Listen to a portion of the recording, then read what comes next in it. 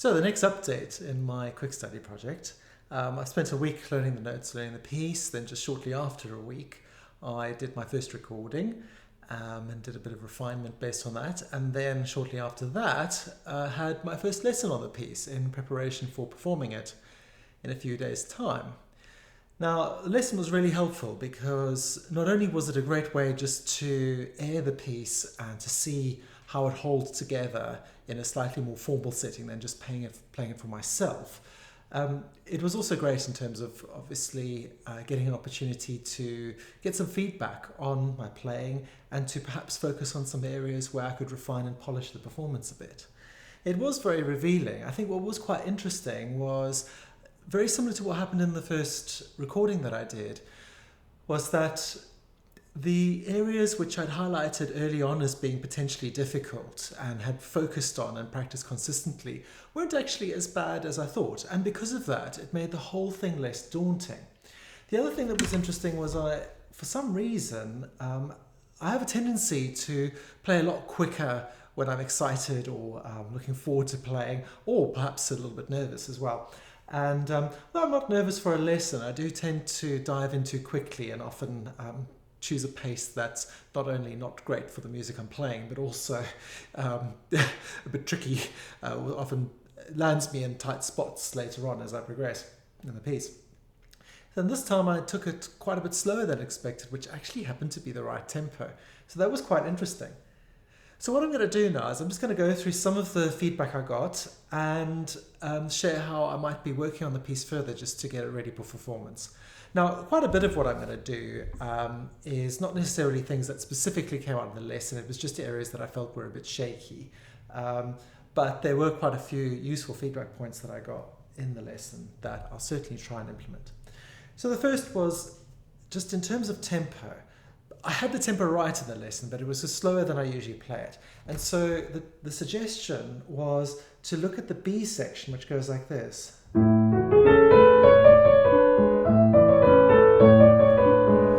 And use that to set the tempo for the beginning. Now that section runs a bit more smoothly, so that's in 2. The other suggestion was to think of the opening in 4, not in 2, so that it's a bit more expansive and I take a bit more time. The opening, I need to work a bit on the pedaling. It was a bit messy.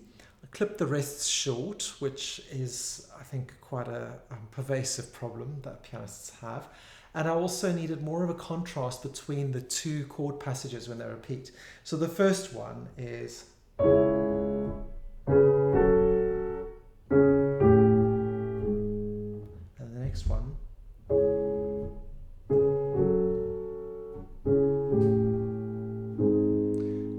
on that later.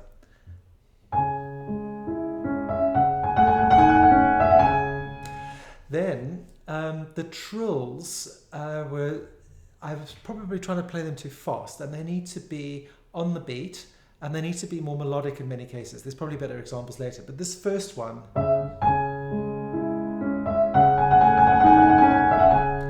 I was starting it too early, so that's how it needs to be.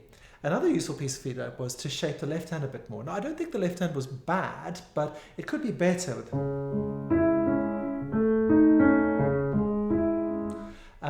making more of these top notes. And then there's places later on, like bar 13, where there's a double stem. So I think there's implied that there's even more to be made of it.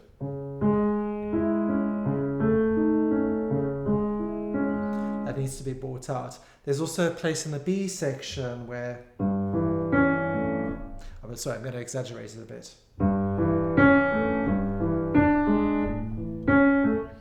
And that when combined...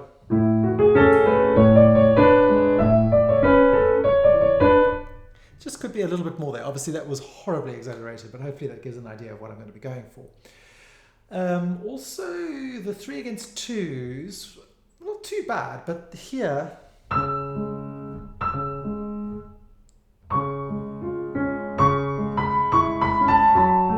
sorry, let me do that again.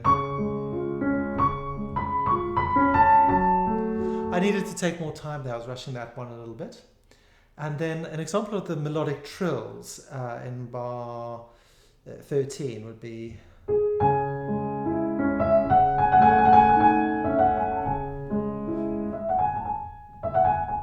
make that melodic, as opposed to... I was kind of crushing that together. I also did that in bar 18.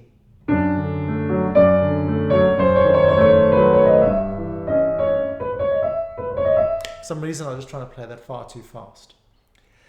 The transition from the A into the B section is something that I highlighted in a previous video as being something that was problematic. I have a fingering issue there, and also I could make more of that left hand melody that...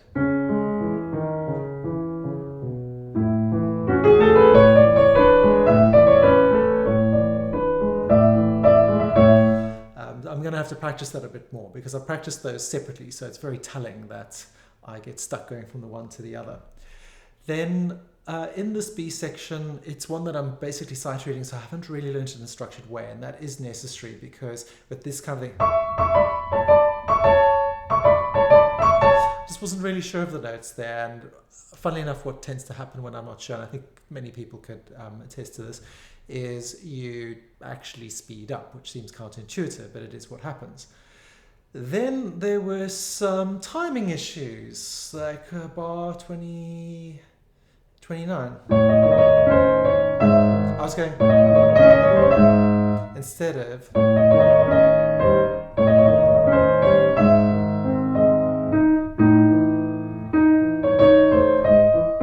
I was just making it all one big trill, just playing far too aggressively and not in time.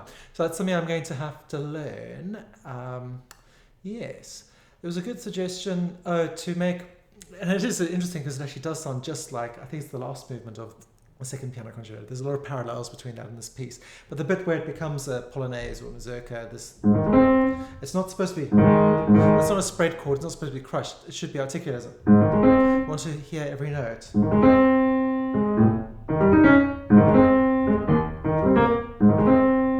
So I'm going to have to practice that a little bit too. It gives it a bit more bite and definition.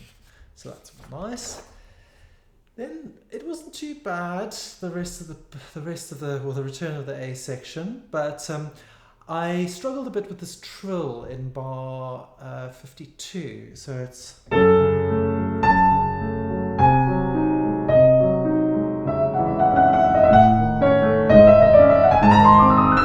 And one of the reasons why I'm struggling is I'm just trying to play it too fast, and it needs to be gentle. The analogy that Graham gave me is like a moth flapping its wings. I'm going to work on that a little bit, but it doesn't need to be fast, it just needs to be light and even, and it will have the desired effect. And then, just a musical suggestion could make a lot more of the appassionato.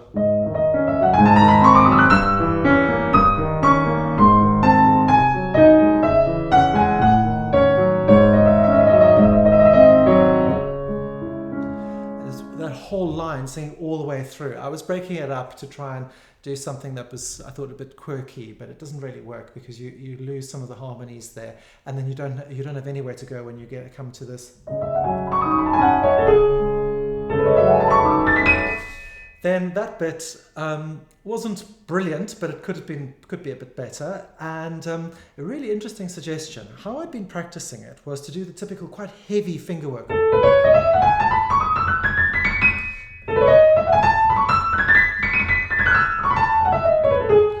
But actually, the suggestion from Graham was to do the opposite, is to do it too light, where the notes don't sound, and then to get slowly heavier.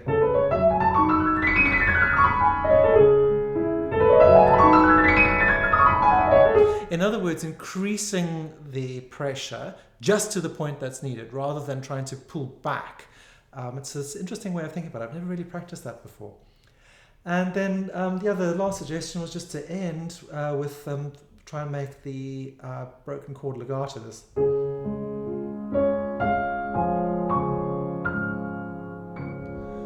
was playing in a detached way. Definitely sounds a lot better. So that's basically what I'm going to be doing. I'm going to be working on my quarantine spots still. I'm going to work on some of the new ones. Some of the older ones I might not have to work on as much. And I'm going to be fixing some of the rhythmic issues. There's a few wrong notes and a few fingerings that need to be addressed. And then also just trying to improve the interpretation and trying to get it closer to the ideal that I have in my mind in terms of what I would like to convey with this piece.